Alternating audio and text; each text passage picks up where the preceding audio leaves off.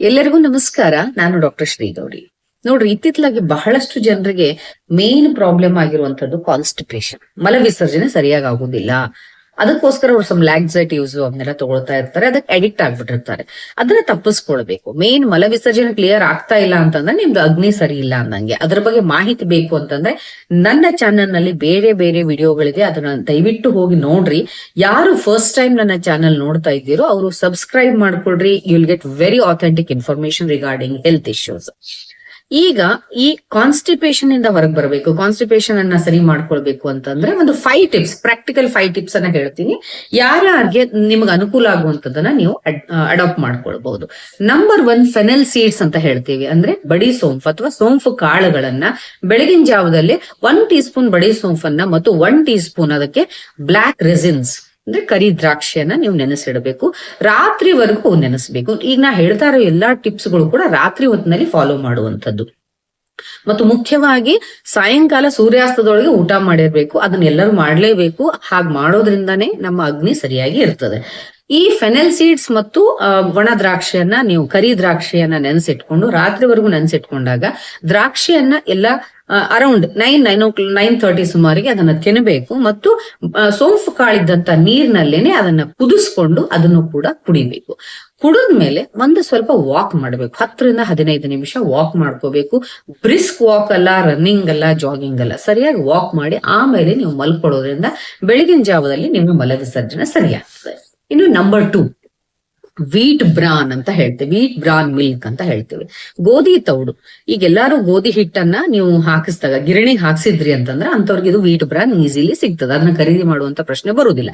ನೀವು ಗೋಧಿ ಹಿಟ್ಟನ್ನ ಜರಡಿ ಹಿಡಿದಾಗ ಮೇಲೇನ್ ಬರ್ತದಲ್ಲ ತೌಡು ಅಂತ ಹೇಳ್ತೀವಿ, ಅದನ್ನ ಹಿಂದಿಯಲ್ಲಿ ಚೋಕರ್ ಅಂತ ಹೇಳ್ತಾರೆ. ಅದನ್ನ ನೀವು ಸ್ವಲ್ಪ ಹುರ್ಕೋಬೇಕು.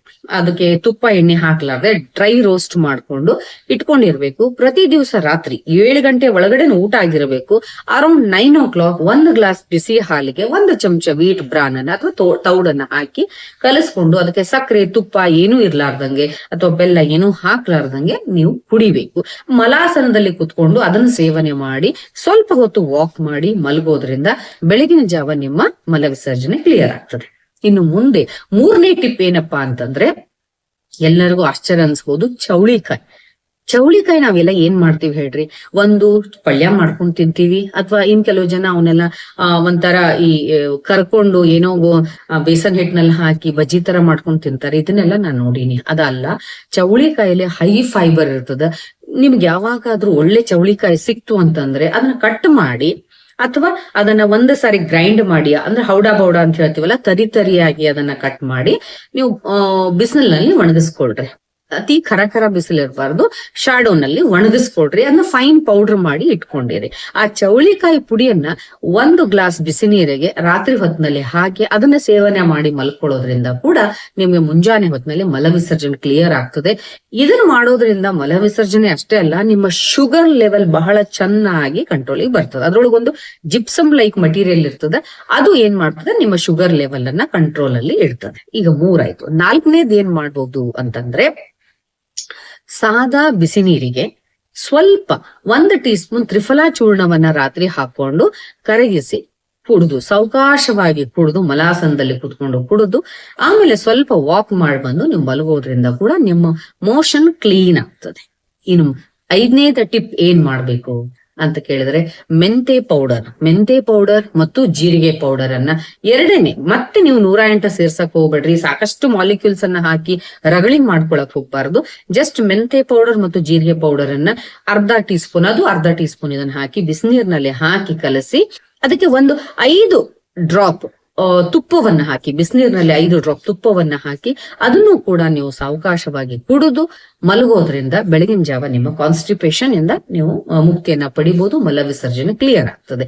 ಇದರ ಜೊತೆಗೆ ಈ ಅಗ್ನಿ ಇಂಬ್ಯಾಲೆನ್ಸ್ ಆದಾಗ ಈ ರೀತಿಯಾದಕ್ಕಂತ ಒಂದು ಕಾನ್ಸ್ಟಿಪೇಷನ್ ಸಮಸ್ಯೆ ನಮಗೆ ಬರ್ತದೆ. ಅದನ್ನ ಹೆಂಗ್ ಬ್ಯಾಲೆನ್ಸ್ ಮಾಡ್ಕೋಬೇಕು, ಅದಂದ್ರೇನು, ಯಾಕೆ ಅಗ್ನಿ ಇಂಬ್ಯಾಲೆನ್ಸ್ ಆಗ್ತದೆ, ಇದನ್ನೆಲ್ಲ ನಾನು ಡಿಟೇಲ್ ಆಗಿ ನನ್ನ ವಿಡಿಯೋಗಳಲ್ಲಿ ಹೇಳಿದೀನಿ. ಯಾರಾದ್ರೂ ಫಸ್ಟ್ ಟೈಮ್ ನೋಡ್ತಾ ಇದ್ರೆ ದಯವಿಟ್ಟು ನನ್ನ ಚಾನೆಲ್ ಅನ್ನ ಸಬ್ಸ್ಕ್ರೈಬ್ ಮಾಡ್ಕೊಳ್ರಿ, ಲೈಕ್ ಮಾಡ್ರಿ, ಶೇರ್ ಮಾಡ್ಕೊಡ್ರಿ ನಿಮ್ಮ ಫ್ರೆಂಡ್ಸ್ಗೆ. ಮತ್ತು ನಿಮ್ಮ ಯಾವುದೇ ಒಂದು ಅಥೆಂಟಿಕ್ ಒಪಿನಿಯನ್ಸ್ ಇದ್ರೆ, ಪಾಸಿಟಿವ್ ಒಪಿನಿಯನ್ಸ್ ಇದ್ರೆ ಅವುಗಳನ್ನು ಕೂಡ ನನ್ನ ಕಮೆಂಟ್ ಬಾಕ್ಸ್ ಅಲ್ಲಿ ಹೇಳ್ರಿ. Definitely we will reciprocate each other. Thank you.